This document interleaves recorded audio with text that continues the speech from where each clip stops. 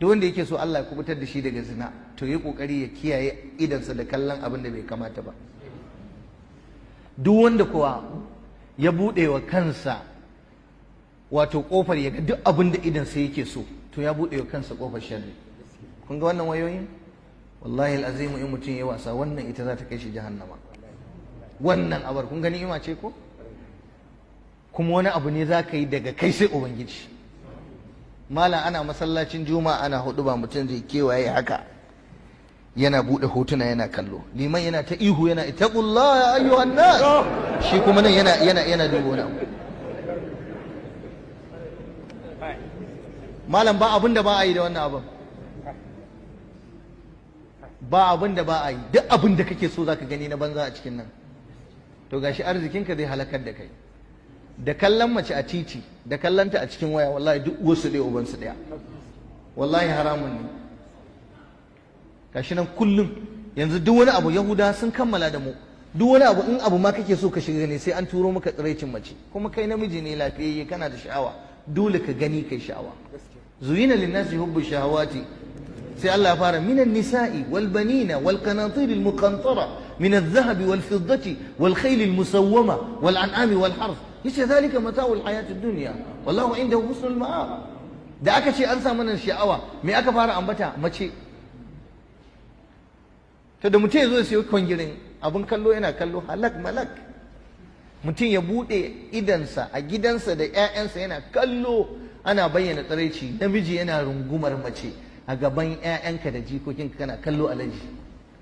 Wallahi inna sam'a wal basara wal fu'ada kullu ulaika kana anhu mas'ula.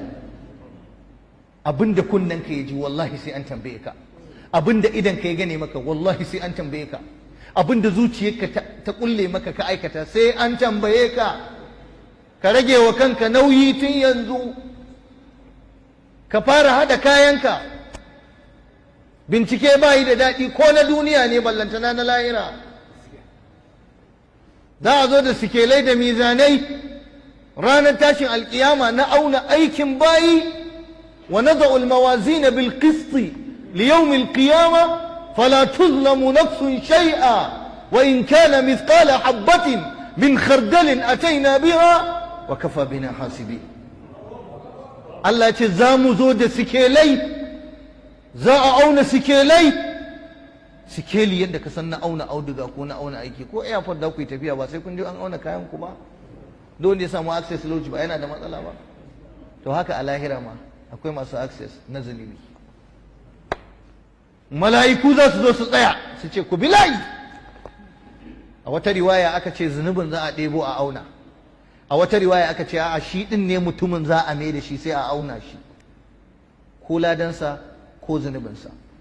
Allah ce ba za a zalunci wata rai da komai ba, kuma ya ce wa in kana misqala habbatin min khardalin ataina biha, inda abin ya kai kwayar komayya ne saboda karanci wallahi al'azimu sai mun zo da shi ran tashin kiyama.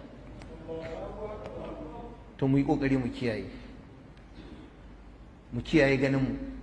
قل للمؤمنين يغضوا من أبصارهم ويحفظوا فروجهم.